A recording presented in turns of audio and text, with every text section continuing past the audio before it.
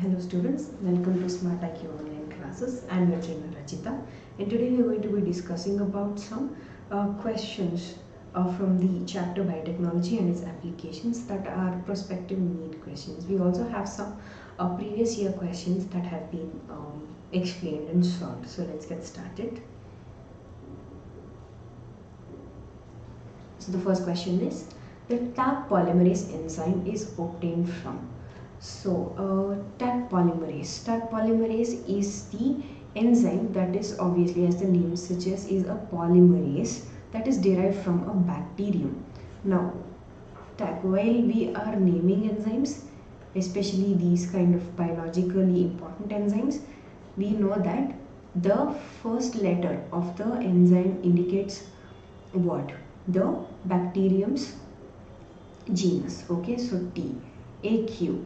So the Taq polymerase enzyme is obtained from the bacterium Thermus aquaticus. Okay, so there has been a mistake in this question deliberately. Now these we all know that are binomial names of the bacterium. Okay, but these are either should be italicized while written on screen, or while written on paper they have to be underlined, but these have not been italicized, so I'm going to be underlining these separately. So that is the rule of nomenclature. Remember that, it is very important. So the answer to this is Thermus aquaticus. Okay, it is a bacteria that thrives in the very hot spring waters. Okay, very hot spring waters. Okay, so why are we using a Taq polymerase is because this Taq polymerase is very resistant to temperature change, and it can thrive in very high temperatures. Okay, so it can work even in high temperatures. That is why Taq polymerase. So this was a simple enough question. This is also one of the questions from NEET 2016. Next question. Which of the following is not a component of downstream processing? Now, if you have watched my video on the demo video on biotechnology, you will remember that downstream processing is done while a product is being finished. Okay, finished product is obtained from downstream processing. Okay, so the downstream processing includes purification, preservation and separation. So the answer to this is expression. Now the expression of the transgene has to be done in the first stage itself. This is not a part of downstream processing. So downstream processing is right after you have obtained the product. So the product that is obtained has to be marketed, right? So its shelf life has to increase. That is done by purification. So before I obtain the product, there has to be purification of the product from the debris. Okay, and then separation. Obviously separation, purification and preservation. It is given in this order itself. Okay, so all these three, okay, form a component of the downstream processing. This was also a NEET 2017 question.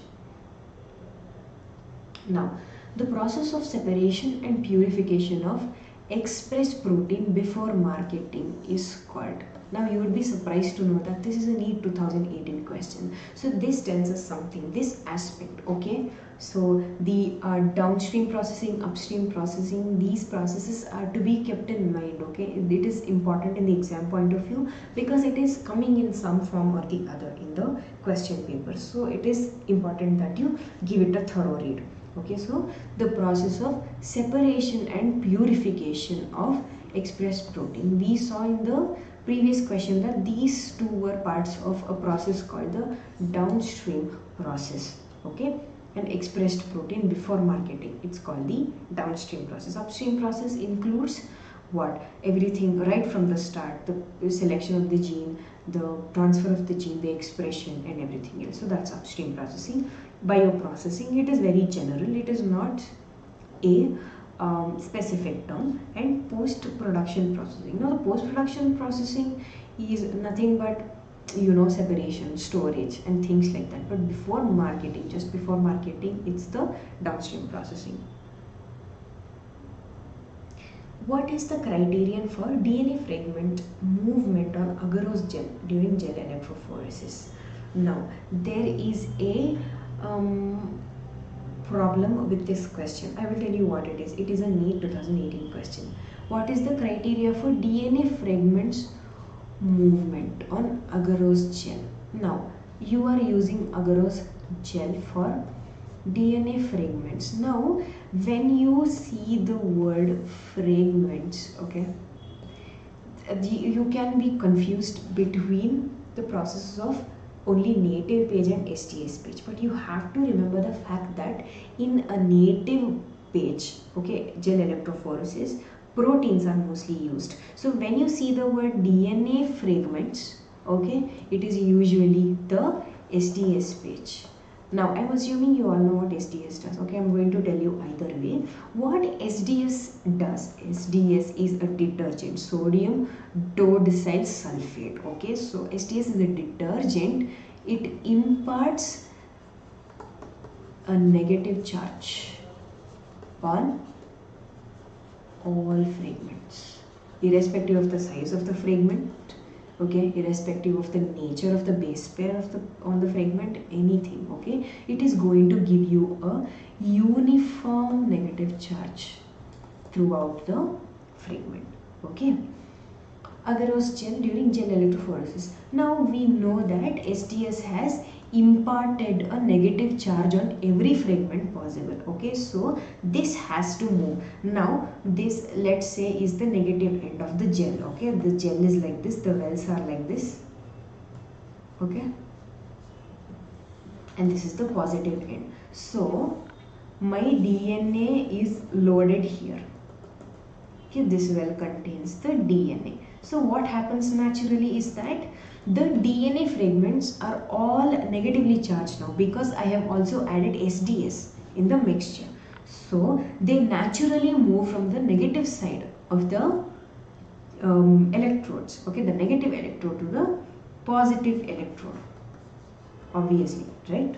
So the movement, irrespective of the fragment size, is going to be from the negative end to the positive end. So let's analyze the options here. So before you get on analyzing these kind of options, you also need to remember, the basics of the gel running and all such concepts, because it will save you time. You need not have to brood on points that don't prove to be useful. So you need to know an outline of that method. So it says agarose gel during gel electrophoresis. The minute you see the word gel electrophoresis, everything you know about gel electrophoresis has to be in your mind. Okay, you need to revoke it, okay, and remember. Okay, so let's analyze the options and we'll arrive at the question or the solution. So what is the criterion for DNA fragment movement on agarose gel?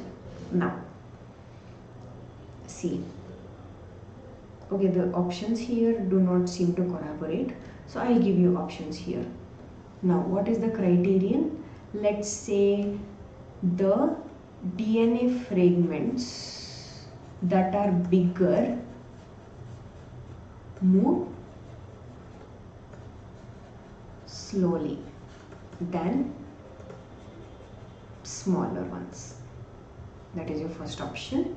And the second option is the DNA fragments that are smaller move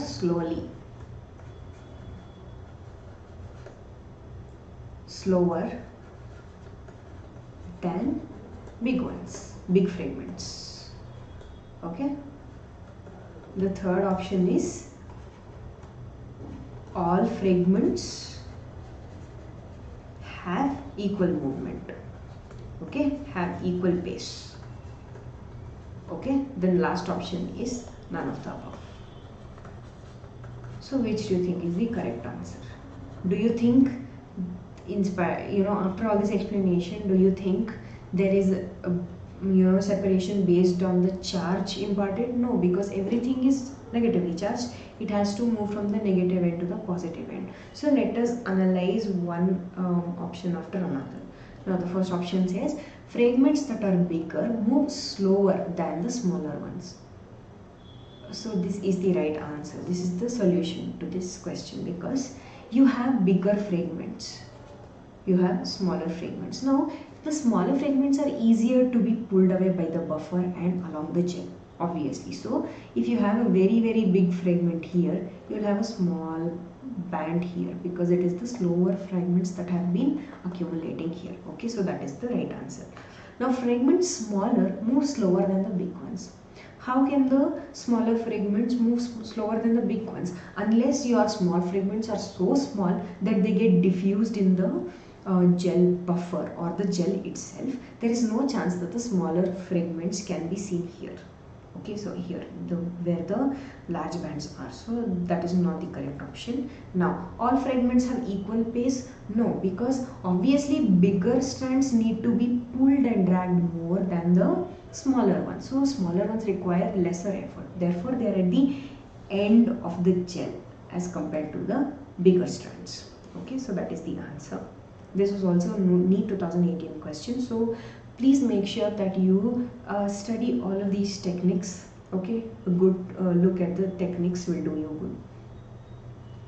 What is the criterion for DNA fragment movement on agarose gel during gel electrophoresis?